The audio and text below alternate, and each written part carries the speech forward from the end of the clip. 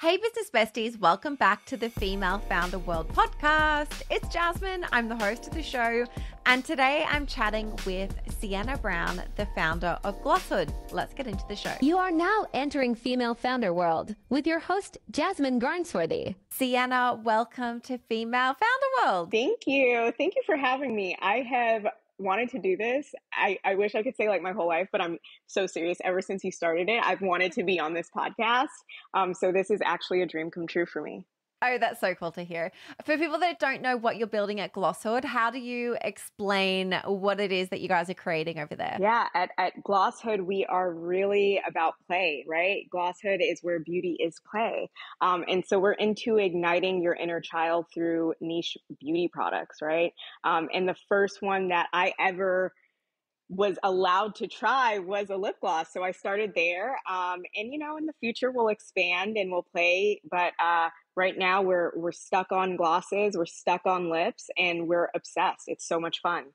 And you're doing it so well. I love the branding. People need to go to your website. Is it glosshood.com? What's the website for people to go and check it out? Because that branding is impeccable. Thank you. Glosshood.com. Thank you so much. That means a lot to hear you say that because just like when I was first starting, I had no money to kind of have someone else do like my brand deck and my messaging and all of these things. So I had my friends who worked at different brands and all types of stuff just send me over their stuff. And they're like, hey, like you can look and if you can pull anything from there, it's like, okay, cool.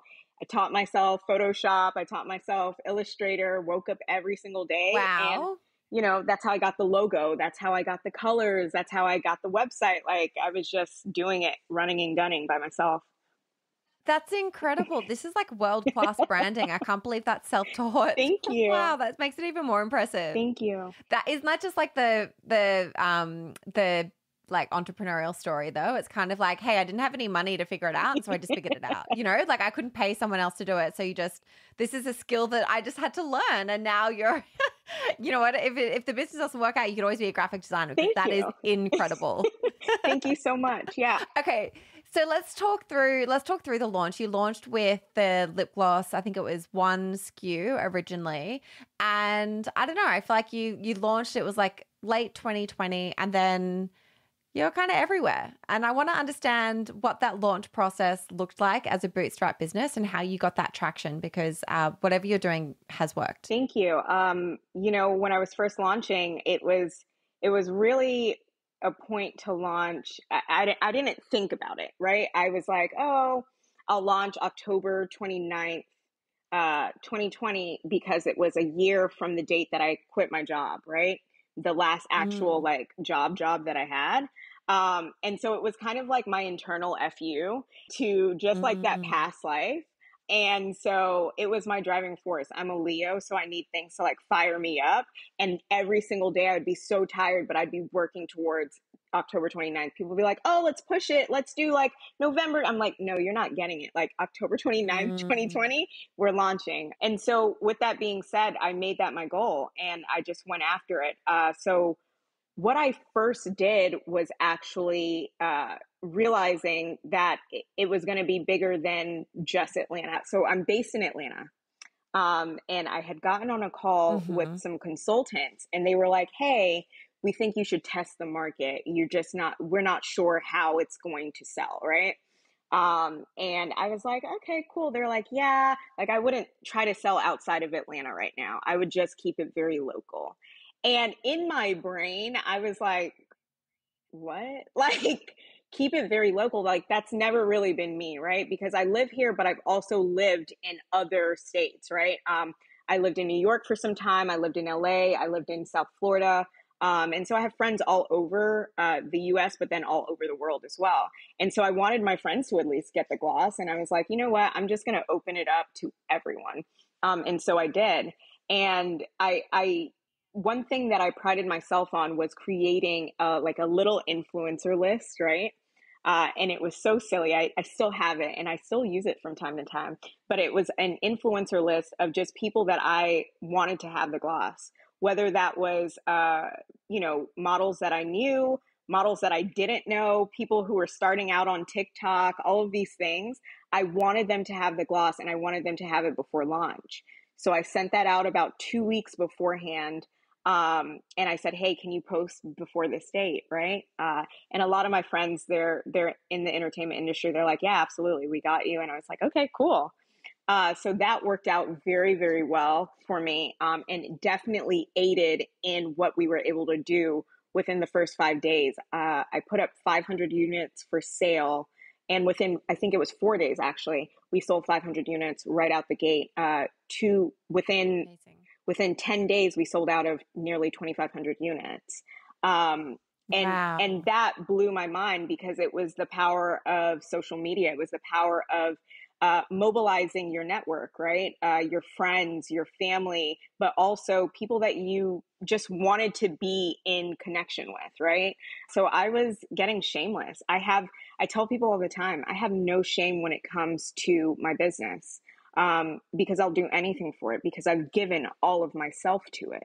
I think when people see that you're that serious about your own stuff, they have no choice but to respect it and to look and say, like, let me pay attention to what you're doing. 100%. I think there's also something to be said for like, if you believe in what you've created and you're truly like, I can stand behind this, I'm proud of it. Why wouldn't you? Why wouldn't you? Why wouldn't you tap every resource, every connection, every avenue? Because that's what it takes. And once you get to that point of like, I've done my best in creating this thing, now let's tell everyone about it. You have to be shameless. Yeah.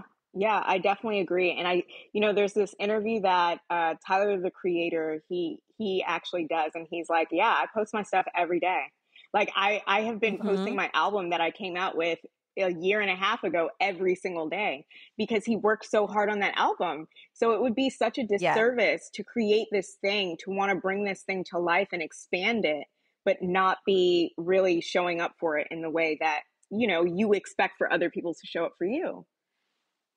I love that. Okay, so you have this amazing sell out launch, which a lot of people dream about. You made it happen, which is incredible. What happens next? Because you presumably don't have any product and you're seeing some traction. What's the next step? So next, so I was using these tubes that I had gotten. This is one of my first glosses. This is Holy Gloss Bomb Hybrid. I was using these tubes and I had tubes, but I had no like actual product inside to put inside. And so at the time I was hand pumping it. I was making this myself.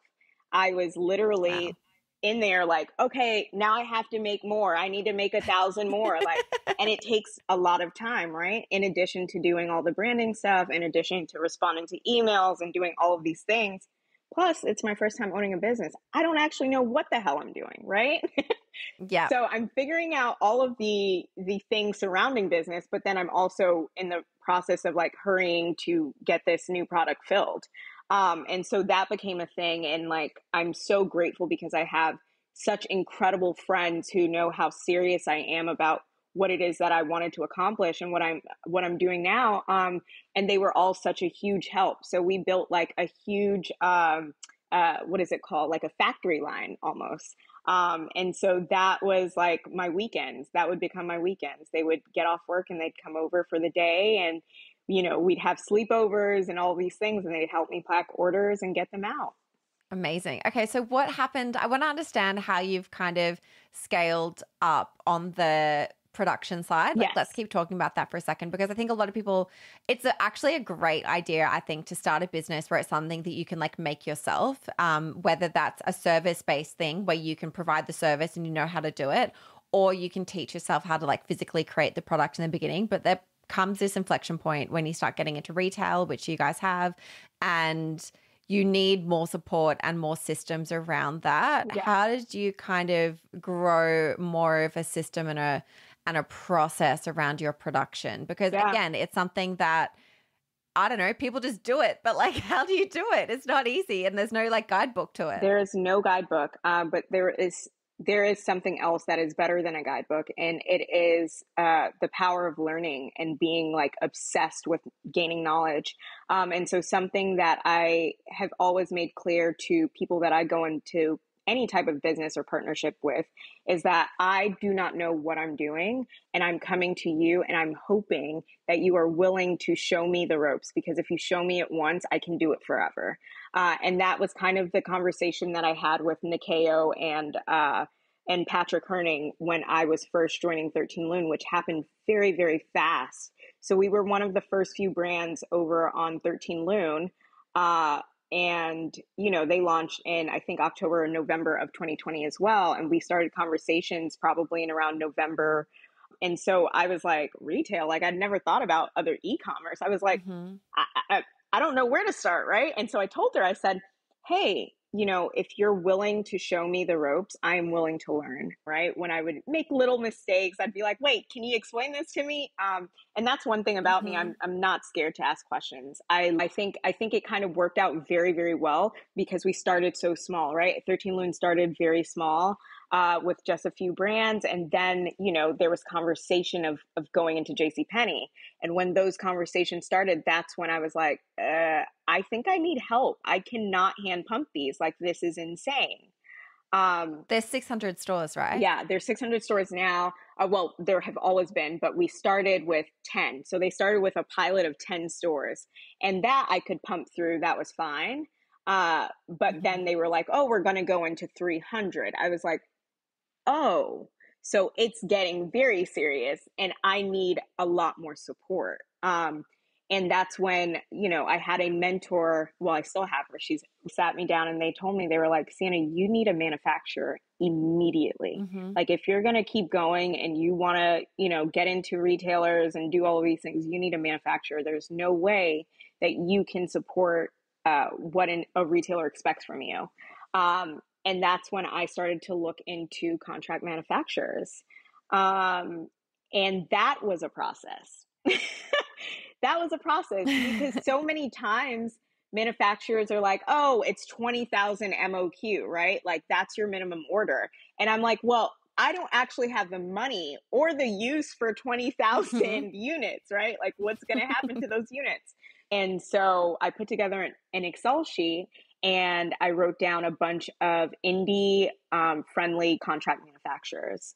And I finally settled on one. And when I met them, they're a family run business in New Jersey. And I'm so grateful for the way that they run their business because it's so centered around love. There's no pushiness. There's no like, oh, we can't do that. There's all like, hey, we want to help you achieve your dreams and your goals. And that's what I love the most. So I say one thing that I would tell every single person is like, be very mindful about who you go into business with. Be very mindful of the people that you're connecting with and, you know, make sure that they share the same values as you. However kooky as those values might be, like, there are people out there who share the same values as you, and you just have to find them. How did you find that, like, put that list together? Also, you're going to get people hitting you up in your DMs for that list. You just wait, it's going to happen. Were you just Googling like indie friendly beauty contract manufacturers? Yeah, that's what I did. I like, everything starts with Google for me. That's my best friend. Yeah. And I just started typing in like low MOQ contract manufacturers. And even then, some of them would be like, oh, 5,000 is the lowest we can go. And I'm like, babe, I only need 500 or I only need 1,000 or 2,000.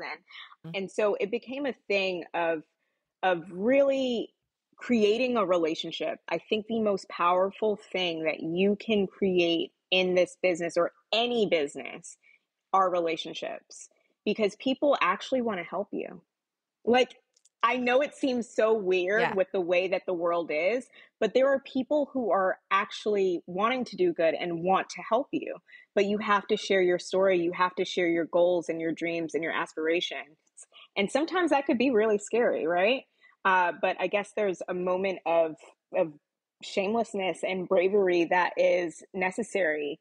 A lot of the people that I chat with kind of build this e-commerce business or this idea, you know, they start their company with the idea that they're going to be selling direct to consumer, and then they go into retail and they realize, okay, my pricing is off. Like, I'm not going to be able to make a profit, or my packaging doesn't work on shelf. Did you have everything kind of like geared up and planned, knowing that it was going to go into retail, or were there any kind of surprises as you were going that you had to make changes?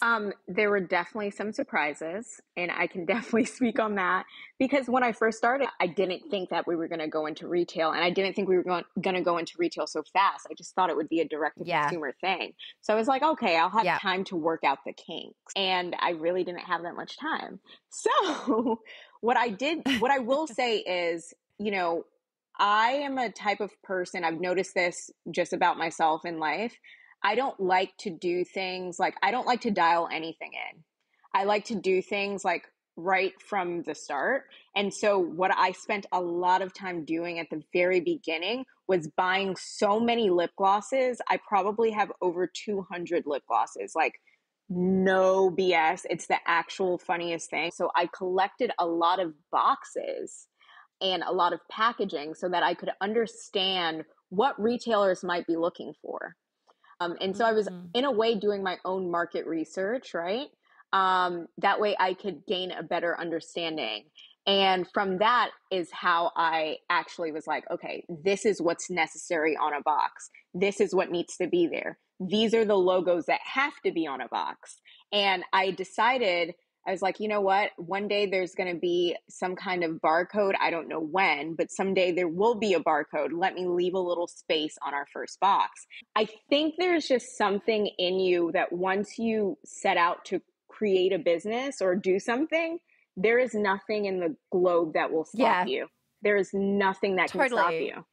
Totally. I agree. I sometimes say, like, I think there's this misconception entrepreneurship is this thing that you're like born knowing how to do. And I say often, like, it's not a gene, it's a job. Yeah. But it's something where it's like there is a certain kind of person, I think, who once they commit to this dream and this idea, that then there's no turning back. And I think that's the piece where it's like that's the inbuilt, that's the gene, or that's the thing that's like core to you. It's not the skills on how to do it necessarily. That's all learned. Yeah, absolutely. It's like, honestly, when I look at it, and I won't lie, I'm scared every day. I don't know what the hell I'm doing every day, but the thing that I am doing is I am trying, right? And if you do a little bit, the little bit each day makes up the big picture. And when you look at it and you're like, damn, I want to quit, or like, I can't do this today, I don't have the energy. You look back and you're like, wow, I am way closer to where I'm going than where I started from. And that in itself makes you get up and do everything that you can to like get it to the next day. Right? Something that I think you've done really well and that I've been watching over the last couple of years as you've been building is press. You've been featured in, I don't know, everywhere. Who, What, Where, The Cut, Glamour, Pop Sugar, Birdie, Beauty Independent. How has all of this press come about? As a bootstrap brand, do you have a publicist? Are you doing this yourself? Are they finding you organically? Tell me the story. So it's a mixture of things. When we first started in 2020, because a lot of the press that I got, a lot of first time press was just me by myself. And that was me being cold and reaching out to writers and editors in DMs, in emails, like a desperate little girl that I was. And like, I had no shame. And I was like, yeah, I'm going to do this. This is my brand. This is what I have to offer. I still pitch editors on DM. I do it all the time. Totally. And I'm like, hey, I'd love to send you some product. If you're willing to accept it, just let me know the best place to send it.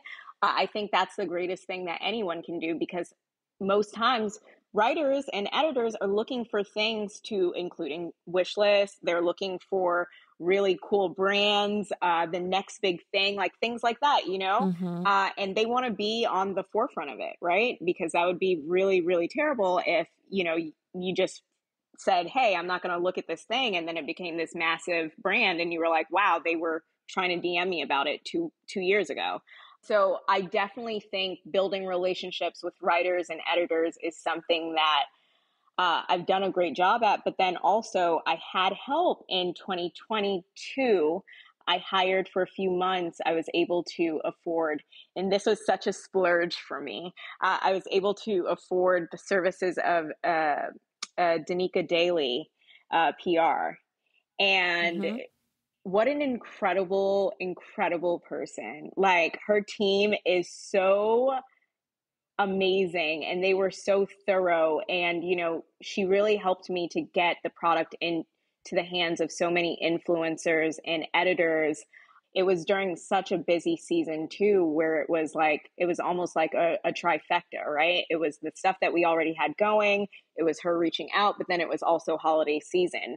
And so a lot of the press came around that time as well. Right now, I have no publicist, but I will say that being a part of the Sephora Accelerate program was definitely something that helped me as well. How did that opportunity come about? That obviously just, I think, really was quite a launch pad. Talk me through what the application process was like and what some of those key learnings are that you take out of that program for those of us who will never get the opportunity to do that one.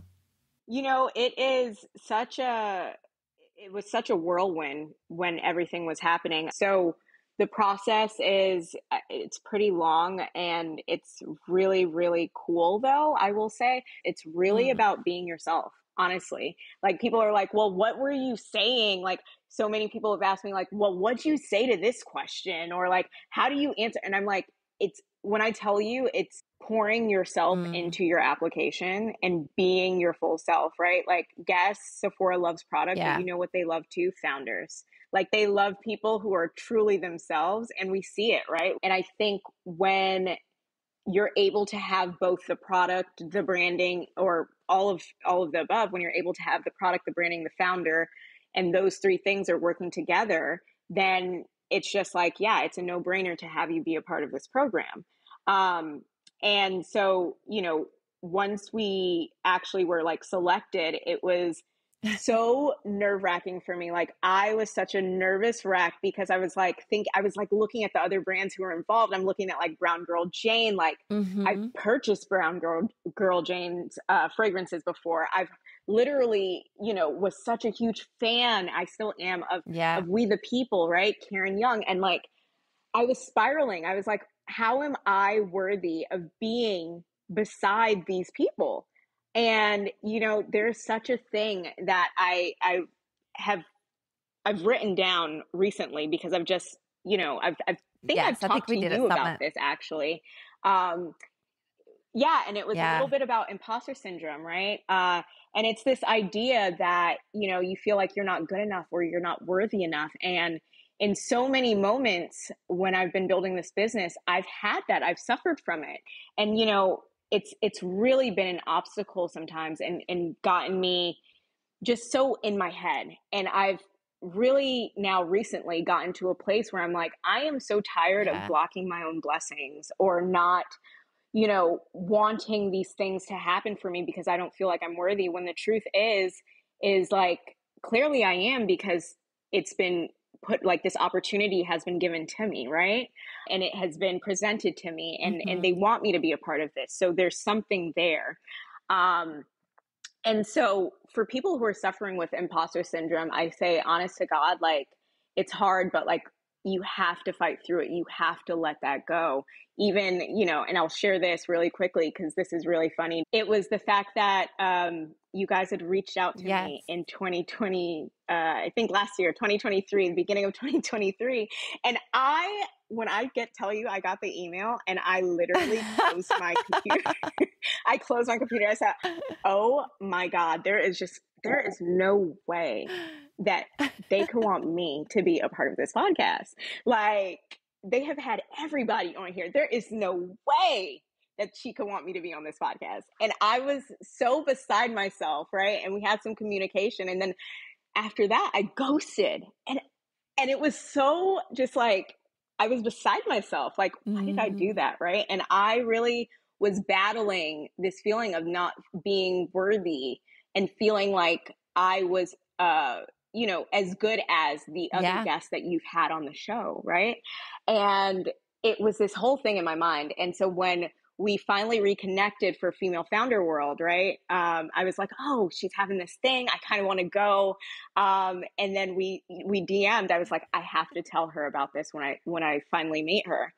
And when you reached back out and you were like, hey, it's me again, I laughed so hard because I was like, this is the funniest story ever. Like, And I think it just goes to show what is for you, right? I don't know personally what you believe in, but like I believe in God and the universe, and the way that God works is really like, when something is for you, there is nothing in the world that can stop it. There is nothing in the world that can stop this opportunity that is in front of you. And so that's kind of the way that I started to look at the Sephora program as well, right? And it's just been something that has really built me up as a founder. It was so fast paced. It was so much learning. Like, I think people think that when you get into these accelerator programs, they're like, oh, it's just like for show, and like, oh, they just show you some slides and stuff. Like, no, we had homework. Like, it was like we were That in is college, so okay? amazing. That is And so it was amazing. really amazing. Yeah, it was so cool. And so that was really exciting. And honest to God, I wish there was a way for them to accept like everyone, so everyone can gain these teachings. But I think, you know, the people that and the brands that they do select, there are so many takeaways that we kind of adapt to, right? And you know, we're all I can speak for my cohort when I say like, we're all such girls. Like, we're all the types of women who really want to see each other win, but also see everyone in the industry win. Anytime founders want to talk, I'm like, yeah, let's talk. Like, where are you with your business? What's going on? What do you see for yourself? Your You know, like, DMs are can about you to tell blow me about up. your messaging? Like, By I the just want way, to with know. this. I'm more than willing to help. I love to understand like pain points. I love to share what it is that I do know, because I know that this stuff is, Yeah. it's easy to gatekeep. I think it's easy to gatekeep, but guess what? I think it's so tacky. I think it's tacky and it's tasteless, and it says like, you don't think that other people are deserving of these things. Like, and the I truth love is that. there's enough for everyone. So please reach out. Please understand that I do run a whole business, and, you know, I'm trying my best, but I will get back to you. I do respond to everyone. And I love to talk to people. So That is very I am generous. down to talk. I have a couple of follow-up questions. First of all, about any, like specifically for you and for Glosshood, like a specific learning that you got out of the Sephora Accelerate program that you're like, yeah, that was really important. I needed to learn that. Let's see. There were so many things. I think one of my favorite learnings was probably just the idea of like branding. Like you said, I'm very interested in that world and in that space. And so I wanted to know everything about how, you know, brands made it in not just Sephora, but in the world, right? And so that was kind of exciting to gain an understanding of like the root of a brand, right? How people, you know, you see like the McDonald's M, and then you start to think to yourself like, wow, I see this all the time. And you start, you know, relating Ronald McDonald to that M. You start relating red and yellow to that M. You know, all of these little things, and it's all coded. And so those are the things that you start to think about, and they kind of force me to think about that within my own brand. So something else I want to ask you about, you launched with one product and then you added a couple more, but not for a while. And so I'm interested in like why that was the right move for the brand, like people who are out there kind of figuring out how they add new products into their line, or when it was the time to do that. What learnings do you have? I will tell you, I am such an instinct girl, and I don't let anyone push me to places faster than I need to be in them. Because one thing that I made a promise to myself is like, nobody else is going to make me broke. Like, you're not going to ruin me. If anyone's going to ruin me, it's going to be me. And so I really made a decision that I was just like, you know what, this is what I can afford at the time. And it's to do this one SKU, and it's to get this money from our partnerships and put it right back into the product and like make more money and do that right for as long as I can, and then look at creating new SKUs, right? Which I had been working on these two most recent glosses, Main Squeeze from the Main Squeeze collection. I had been working on these since, gosh, 2022. Yeah, 2022 or 2021 even. I think I got one of my first samples. And so, you know, everything takes time, right? I think so often, and this is what people don't realize, but when you get into retailers are not on your time. You're on their time, and they want new products now. You know what I mean? They don't want new products a year from now or whatever have you. They want it every few quarters, right?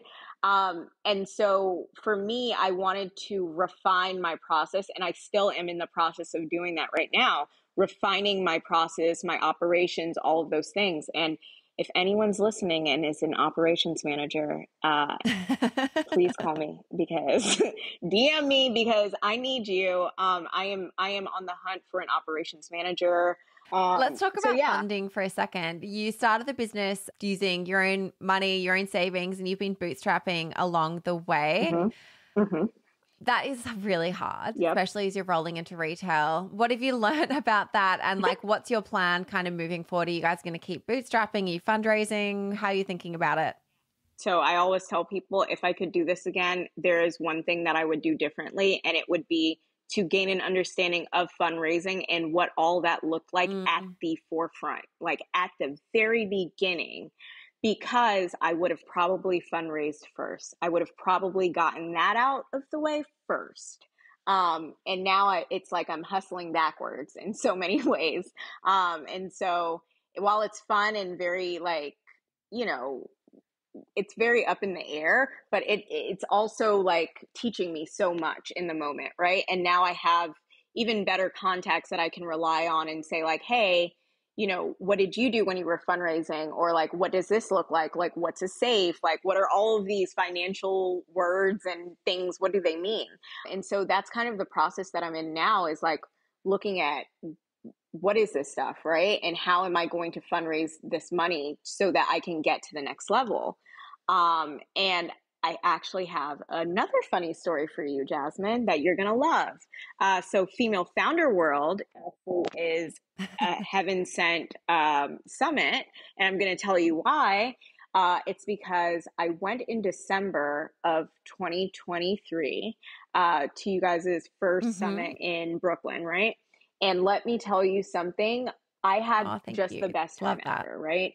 Aside from that, like, it was gorgeous. There were so many beautiful people. The vibes were immaculate. And I came in maybe 3 or 4 minutes late. So you guys are very punctual, and I love that.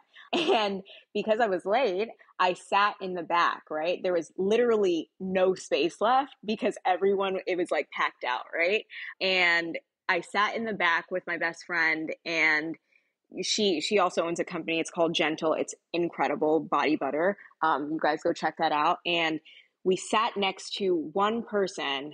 She was literally the only person in that row. Her name is Katie. And she is incredible, right? And we kind of just connected from just, you know, listening to the stories that were being told at the summit. And we just kind of formed this bond. Like, it was like a trio that day. And she was just, I mean, she's out of this world. Come to find out, she actually works in finance, right? And she's very passionate about, you know, helping people to kind of just like get funding. And like, you know, she runs a group. I forget the name of the group right this second. But she is like a chair of the group, and she's really been such an amazing assist in just helping to get my numbers together for fundraising, figuring out my financial model, and all of these things that I don't necessarily understand, right? Of course, there was a book also that was recommended to me, Venture Deals. It's something that is very like, it's like layman's terms, right? And kind of teaches you the world of venture deals and fundraising and all of these things that you could have never imagined wanting to know, but like it makes sense all of a sudden. So I have been doing what I do best and just teaching myself along the way as well. And when I do have a deck or anything of the sort put together, I would love to get that over to you. Yeah. To just so you could see it, because I mean, I'm excited about this. I'm excited about what Glosshood has to offer. And I think the more and more I hear the stories about people connecting with their inner child and, you know, not even their inner child, but I'm hearing stories of moms and grandmothers connecting with their Gen Z family members over this lip gloss. You know what I mean? I can't thank everyone enough for just being such a great supporter of what I'm building at Glosshood and being patient with me and being so kind to me. I'm so excited for what you're creating. I can see that there's like just huge community support behind you. Like you can just tell that there is this kind of like swell of support around you that's kind of pushing you upwards and onwards. And I feel like it's I just get like an exciting feel anytime I see you talk about the brand, whenever I see you guys on Instagram, and I'm just like, big things are coming. I think it's very exciting. I mean, big things have already happened, but even bigger things are coming for sure. I can't wait, but I also can. The last thing I want to ask you is for a resource recommendation. And that's just something that's been helping you that you think other folks who kind of want to do what you're doing, they should go and check out. I'm going to recommend two things. One thing is an app that I use and I have used for years. They recently got bought by GoDaddy. So now it's called GoDaddy Studio. But it was formerly called, what was it called before? Over. It was called Over. And this is like, for me, it feels like Canva on steroids. Like it's insane. Like it's really, really cool. The things that you're able to do. They have templates. They have all these things. Personally, I don't use the templates because like I'm always like very in my mind about how I want something to look. So I'm just like, let me create it. But it's really, truly for a founder that's on the go, for a founder or a social media manager or anyone that is doing graphics. It's really incredible. I've been able to print massive posters from things that I create on my phone. I've been able to create literally all of the graphics that you see on Glosshood, on Glosshood's Instagram, are things that amazing. I've created. I'm just looking at I'm just like, I'm on the website now. I'm like, how are you doing this? Okay, very cool. So that's one of my favorite ones. I think it's like $99 a year for their pro plan, which is amazing and gives you access to a lot of resources within the app. So yeah, I love them. And then another thing that I would recommend is like, this is something that I've started to do over the years because I realized that I was just all work. I was all work, and it wasn't driving me crazy per se, but it was really just like weighing on me, right? And I realized that I need hobbies. And so I want to encourage people to find hobbies, find things that you love that you don't necessarily have to monetize. And so I think it's hard too for entrepreneurs and people with entrepreneurial spirit to look at something and say, oh, I don't see $1 in it. You know what I mean? It's hard. It's true. Hard to, like not want to make everything. It's so true. It's like, business. Just do it for the joy of it. It's Stop hard. trying to make it your work. Yes. So that's kind of what I've decided to lean into. And so I do my nails all the time. Your nails are amazing. Really great at doing my nails. Sienna, thank you. Thank you so much for coming on Female Founder World, and congratulations on everything you're building at Glosshood. It has been awesome to watch you build. Thank you so much for having me. Quick shout out to all of our Business Bestie subscribers. If you are loving this show and you are building a consumer, CPG, or e-commerce business, or you're about to build one, this membership will give you access to the people, experiences, and the tools that you really need to build your dream business. Head to femalefounderworld.com/subscriber for more.